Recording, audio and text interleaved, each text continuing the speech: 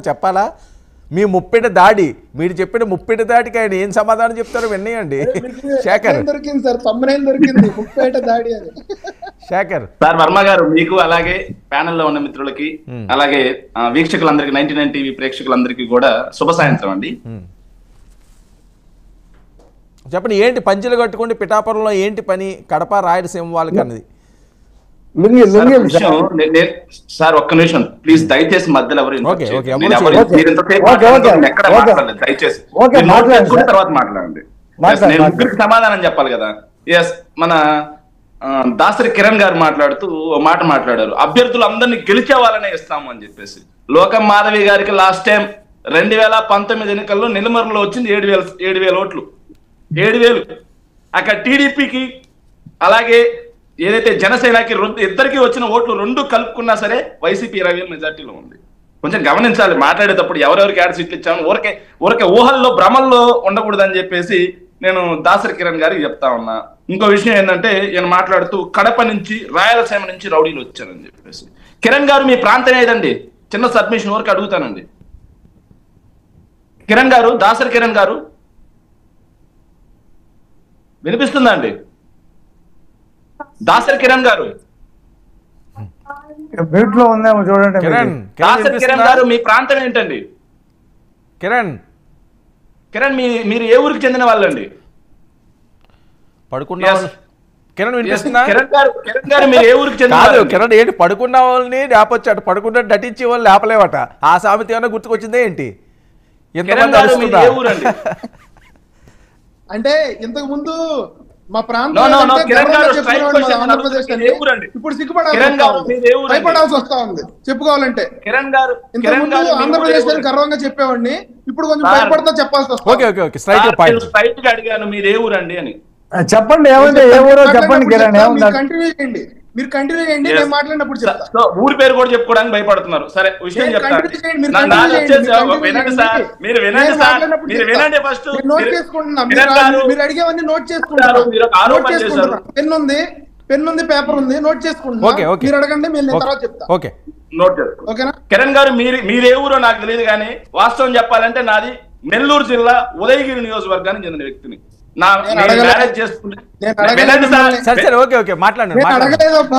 సరే ఓకే, ఏదో చెప్తున్నారు చెప్పండి. కిరణ్ ఎందుకు డిస్టర్బెన్స్ ఎందుకు? ఓకే, ఆయన ఏం చెప్తున్నారో రాసుకుంటాను అన్నారు కదా, రాసుకోండి. సరే ఓకే కిరణ్ ఎందుకు సరే ఓకే రాసుకోండి. సరే ఓకే కిరణ్ ఒక్క నిమిషం. నువ్వు ఎక్కడి నుంచి వచ్చావో ప్రజలకు కూడా అవసరంలా. సరే కిరణ్ ఎందుకు? అరే క్రాస్ కాకూడదు కిరణ్ మీరు మాట్లాడుతున్నప్పుడు ఆయన మాట్లాడలేదు కదా, మాట్లాడివ్వండి. సార్ వర్మ గారు, ఇది డిబేట్ కరెక్ట్ కాదు. మీరు అతను ఆపండి, నేను చెప్తున్నాను. సార్ నేను సరే మాట్లాడండి, పెళ్లి చేసుకుంది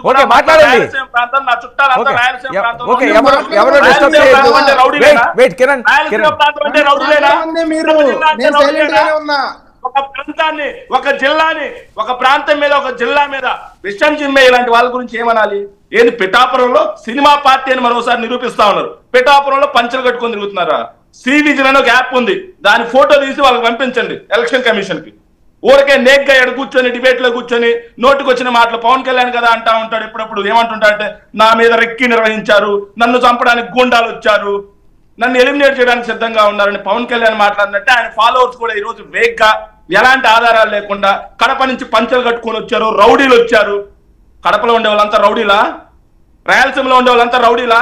ఒక ప్రాంతం మీద ఇలా విద్వేషం చిమ్మటం అనేది నిజంగా ఆ ప్రాంత పౌరులకి ఖచ్చితంగా క్షమాపణ చెప్పాల్సిందే. ఎలా మాట్లాడతారండి ఇలా? ఇంకో విషయం ఆయన మాట్లాడుతూ, పోలీసుల రూపంలో కూడా వస్తారంట. పోలీసుల రూపంలో వచ్చేదేంటండి? ఎలక్షన్ కమిషన్ ఆధ్వర్యంలో జరుగుతుంది మొత్తం. కేంద్ర ఎన్నికల సంఘం ఆధ్వర్యంలో, రాష్ట్ర ఎన్నికల సంఘం ఆధ్వర్యంలో ఎలక్షన్ జరుగుతున్నాయి. ఇక్కడ లోకల్ గా ఏ ఒక్క ఎమ్మెల్యే కానీ ఓ ఒక్క ఎంపీకి కానీ పవర్స్ ఏమీ లేవు. ముందది గమనించాలి, చదువుకుంటే తెలుస్తుంది. ఇంకో విషయం, రఫీ గారు మంచి మాట అన్నారు, నేను చూడలేదండి నాకు తెలియదు అని చెప్పి. రియల్లీ రఫీ గారిని నేను అప్రిషియేట్ చేయొచ్చు. రఘురామకృష్ణంరాజు గారి విషయంలో కానీ, లేకపోతే రఘురామకృష్ణంరాజు గారి విషయంలో కానీ, గంటా శ్రీనివాసరావు గారి విషయంలో కానీ, వాళ్ళు ఎవరి విషయంలో సీట్లు వాళ్ళు ఎవరికి ఇచ్చినా కానీ మాకు అనవసరమైన విషయం, అది మా ఇంటర్నల్ ఇష్యూ కూడా కాదు. కాకపోతే ఈరోజు తెలుగుదేశం పార్టీ తెలుగుదేశం పార్టీ ప్రకటించింది 13 ఎంపీలు అలాగే 11 ఎమ్మెల్యేలు ప్రకటించింది. మొత్తం మీద చూసుకుంటే బీసీలకు వాళ్ళు కేటాయించిన సీట్లు ఏంటంటే ఎమ్మెల్యేల్లో ఈ రోజు వరకు వాళ్ళు బీసీలకు కేటాయించిన సీట్లు కంప్లీట్ గా 29 సీట్లు కల్పించారు. మేమెన్ని కల్పించా, వాళ్ళని బీసీలకు కల్పించారు అనేది మేము క్లియర్ గా చెప్తాం. ఇంకో విషయం ఏంటంటే మీరు ఫస్ట్ లో మాట్లాడిగారు ఏదైతే డ్రగ్స్ రాజధానిగా చేశారు, డ్రగ్స్ 25,000 కేజీలు దిగాయి. సో దీని వెనక వైఎస్ఆర్సీపీ ఉంది అని చెప్పేసి దీని వెనక కంప్లీట్ గా వైఎస్ఆర్సీపీ ఏదైతే విశాఖని డ్రగ్స్ రాజధానిగా చేస్తుంది, ప్రశాంతంగా ఉన్న నగరాన్ని డ్రగ్స్ రాజధానిగా చేస్తుందని చెప్పి తెలుగుదేశం పార్టీ వాళ్ళు at the same time Pawan Kalyan గారు కూడా తన ఫేస్బుక్ ఖాతా ద్వారా ట్విట్టర్ ఖాతా ద్వారా ఆయన కూడా వివరించడం జరిగింది. కాకపోతే ప్రపంచంలో ఎక్కడ ఏం జరిగినా సరే జగన్మోహన్ రెడ్డి గారు మాత్రమే కారణం, జగన్మోహన్ రెడ్డి గారి హస్తం మాత్రమే ఉంది అనేది ఈ రోజు నుంచి మొదలైన దాడి కాదు ఇది. రాజశేఖర రెడ్డి గారి మరణానంతరం కంప్లీట్ గా ఎల్లో మీడియా తెలుగుదేశం పార్టీ ఆ రోజు నుంచి ప్రపంచంలో ఎక్కడ ఏం జరిగినా దానికి జగన్మోహన్ రెడ్డి గారికి అంటగట్టడం, అదే విధంగా జనసేన పార్టీ వచ్చినప్పటి నుంచి కూడా వాళ్ళు కూడా కలిసి వంతబాడుతూ జగన్మోహన్ రెడ్డి గారికి అంటగట్టడం అలవాటైంది. నిన్న విశాఖ పోర్ట్ లో దొరికినటువంటి 25,000 కేజీలు ఎవరి పేరు మీద వచ్చాయి? సంజయ్ ఆక్వా ఎక్స్పోర్ట్స్ ఎవరిది? కోనం వీరభద్రరావు అలాగే కోనం కోటయ్య చౌదరి. ఈ కోనం కోటయ్య చౌదరి ఎవర్రా అంటే చూడండి, ఎవిడెన్స్ ఉంది నా దగ్గర. ఎవిడెన్స్ లేకుండా విజయసాయి రెడ్డి గారి పార్ట్నర్ సార్ వినండి సార్, నేను చూపిస్తే ఎవరి పార్ట్నర్ అనేది నేను చూపిస్తాను కదా, మీరు ఎందుకంటే కంగారు పడతారు. కోనం కోటయ్య చౌదరి అనే అతను చూడండి, ఎవరి కోనం కోటయ్య చౌదరికి ఎవరెవరితో సంబంధాలు ఉన్నాయంటే దామచర్ల సత్య, రాయపాటి జీవన్ అలాగే లావు శ్రీకృష్ణదేవరాయలు, వీళ్ళందరితో సత్సంబంధాలు. వినండి సార్, రఫీ గారు మీరు తర్వాత మాట్లాడండి. సత్సంబంధాలు వాస్తవమా కాదా? అదే విధంగా వర్మ గారు మీకు నేను ఆల్రెడీ వాట్సాప్ పంపించాను, మీరు ప్లే చేయండి. మీరు వాట్సాప్ ఆల్రెడీ నేను పంపించాను. ఈ కోనం వీరభద్రరావు అనే అతను ఆలపాటి రాజా గారితో కలిసి వ్యాపారాలు చేస్తున్నారా లేదా? ఇదే కోనం కోటయ్య చౌదరి బ్రదర్ కూనం ఆనంద్ ఎవరల్లుడండి? పురంధేశ్వరి గారు అల్లుడా కాదా? అదే కోనం కోటయ్య చౌదరి గారికి వైజాగ్ లో ఉన్నటువంటి కాస్మిక్ అనే ఒక పబ్బుతో ఉన్న సంబంధాలు ఏంటి? ఇవన్నీ కూడా సిబిఐకి మేము ఖచ్చితంగా మెయిల్ పెట్టాం. సిబిఐ మొత్తం తీమని చెప్పాం.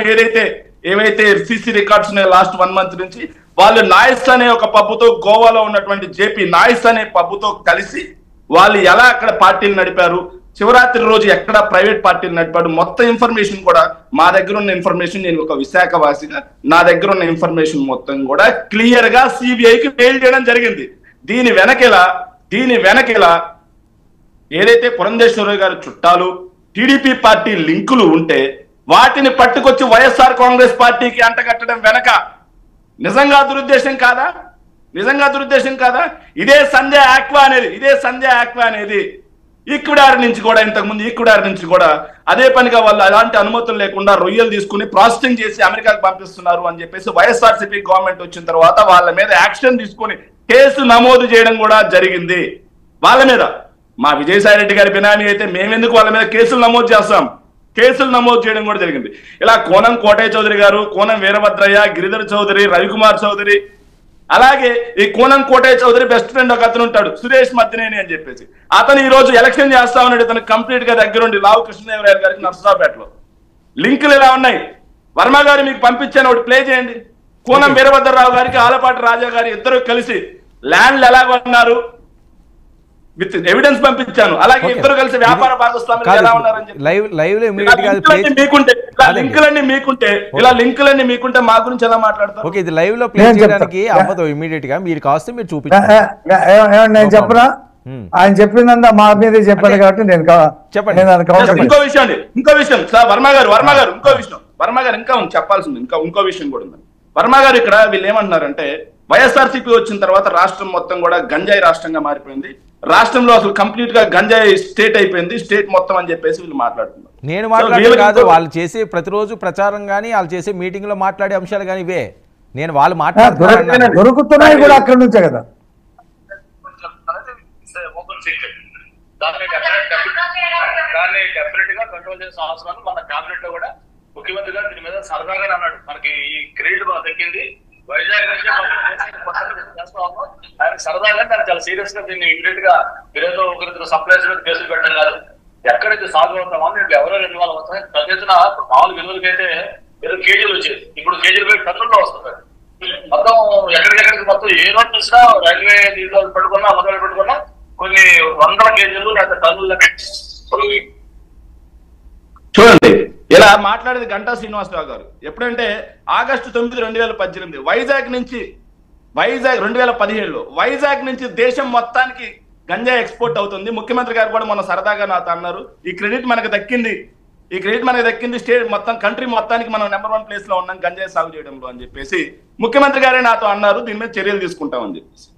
అదే పనిగా వాళ్ళ పార్టీకి చెందినటువంటి మాజీ మంత్రి చింతకాల అయ్యన్న పాత్రుడు గారు కూడా మాట్లాడారు, వైజాగ్ గంజాయి హబ్ గా ఉందని చెప్పి 2017లో మాట్లాడారు. కానీ మా పార్టీ వచ్చిన తర్వాత స్పెషల్ ఎన్ఫోర్స్మెంట్ బ్యూరో ఏర్పాటు చేసి మేము స్పెషల్ ఎన్ఫోర్స్మెంట్ బ్యూరో ద్వారా మేము దాదాపుగా 11,500 ఎకరాల పంట ధ్వంసం చేయడమే కాకుండా 4.50 కోట్ల మొక్కలని తగలబెట్టడం జరిగింది.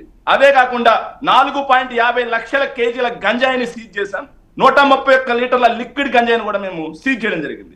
ఇవి కాకుండా 13,210 మంది మీద కేసులు పెట్టాం. 2,950 వాహనాలను జప్తు చేశాం. ఇవి కాకుండా గిరిజన ప్రాంతాల్లో వాళ్ళకి ఎలా అంటే గిరిజన ప్రాంతాల్లో ఎందుకు గంజాయి సాగు చేస్తున్నారు అనే దాని మీద ఒక చిన్న ఎంక్వైరీ చేసి, సో వాళ్ళకి జీవనాధారం లేకపోవటం వల్ల డబ్బు కోసం జీవనాధారం కోసం వాళ్ళు గంజాయి సాగు చేస్తున్నారు అని చెప్పేసి వాళ్ళ కోసం మేము 144 కోట్ల రూపాయలతో నవోదయ ఆపరేషన్ నవోదయ అని చెప్పేసి ఒక ప్రోగ్రామ్ తీసుకొచ్చేసి అక్కడ గంజాయి మొత్తం ఏదైతే ఏఓబిలో గిరిజనులు ఏఓబిలు ఆంధ్ర ఒరిస్సా బార్డర్ లో ఉన్నటువంటి గిరిజనులందరికీ కూడా ఏం చేశామంటే ప్రత్యామ్నాయ పంటలుగా వీటిని ధ్వంసం చేయడమే కాకుండా ప్రత్యామ్నాయ పంటలుగా కాఫీ, రాగులు, జొన్నలు, అలాగే రాజ్మా, మామిడి, కొబ్బరి, అలాగే జీడి తోటలు, వేరుశెనగ, డ్రాగన్ ఫ్రూట్ ఇవన్నీ కూడా ఇవ్వడమే కాకుండా గిరిజనులు సాగు చేసుకునే భూములకి పట్టాలు కూడా ఇచ్చి గంజాయి సాగును తగ్గించింది వైఎస్ఆర్ కాంగ్రెస్ పార్టీ. అయితే బాబు సార్ వినండి సార్, బాబు సీఎం గా ఉన్నప్పుడు శ్రీలంకలో 2016లో శ్రీలంకలో దొరికింది గంజాయి, ఏపీ నుంచి వెళ్ళింది అని చెప్పేసి మూలాలు ఉన్నాయి.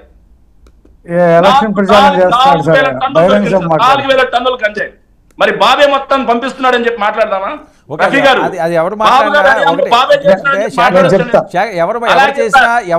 ముఖ్యమంత్రి స్థాయి వ్యక్తులు చంద్రబాబు నాయుడు గారు, జగన్మోహన్ రెడ్డి గారు అలా చేశారనుకోవడం చాలా తప్పులేండి.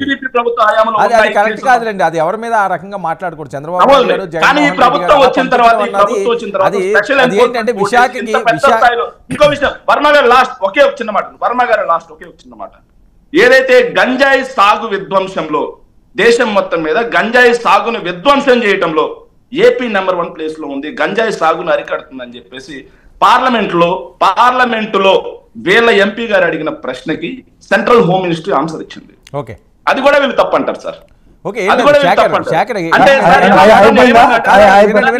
అయిపోయిందా? ఇంకెవరో మాట్లాడతారా? ఇప్పటికి 20 నిమిషాలు మాట్లాడారు. 20 నిమిషాలు.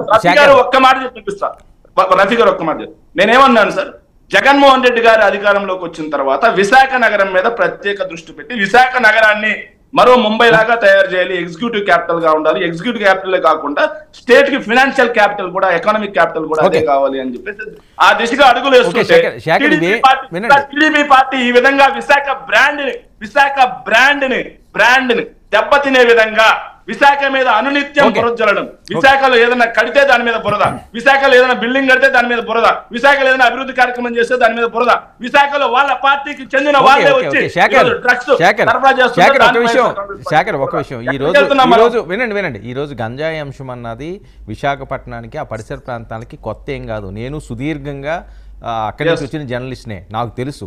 అదేంటంటే తరతరాల నుంచి ఉంటున్నది. దానికి ప్రధాన కారణం ఏఓబి ప్రాంతం అతి చేరువుగా ఉన్న మహానగరం అయి ఉండడం. ఇక్కడి నుంచి ట్రాన్స్పోర్ట్ అన్ని ఫెసిలిటీస్ ఉన్నాయి. సముద్ర తీరం ద్వారానే వెళ్ళొచ్చు, లేకపోతే రోడ్డు మార్గం ద్వారా వెళ్ళవచ్చు. ఒకటి కాదు, చాలా జిల్లాలకు సంబంధించిన ఆ రోడ్డు మార్గాలన్నీ కూడా ఇక్కడి నుంచే ఉన్నాయి. అటు ఈస్ట్ గోదావరి అవనియండి, లేకపోతే తెలంగాణ ప్రాంతానికి అవనియండి, ఒరిస్సా ప్రాంతానికి అవనియండి, ఛత్తీస్గఢ్ ప్రాంతానికి అవనియండి. మరొక విషయంలో ఈ పోలీసులు కానీ లేకపోతే ఎవరైతే దీన్ని కట్టడి చేయాలనుకున్న ఎక్సైజ్ శాఖ కానీ పూర్తి స్థాయిలో చిట్టడవుల్లోకి వెళ్ళే పరిస్థితి లేదు. ఆంధ్ర ఒరిస్సా బార్డర్ ప్రాంతానికి వెళ్ళకపోవడానికి కారణాలు కూడా ఉన్నాయి. అందుకనే అక్కడ విచ్చలవిడిగా గంజాయి సాగు జరుగుతూ ఉంటుంది. సో దాన్ని అరికట్టడం అన్నది సంయుక్తంగా అన్ని రాష్ట్రాలు దాని మీద ఉక్కుపాదం మోపాల్సిన అవసరం ఉంది. ఏఓబి ప్రాంతంలో నక్సల్స్ ప్రాబల్యం చాలా ఎక్కువ ఉంటుంది కాబట్టి ఎవరు పడితే ఆ లోపలికి వెళ్ళి గంజాయి తోటను ధ్వంసం చేసే పరిస్థితి ఉండదు.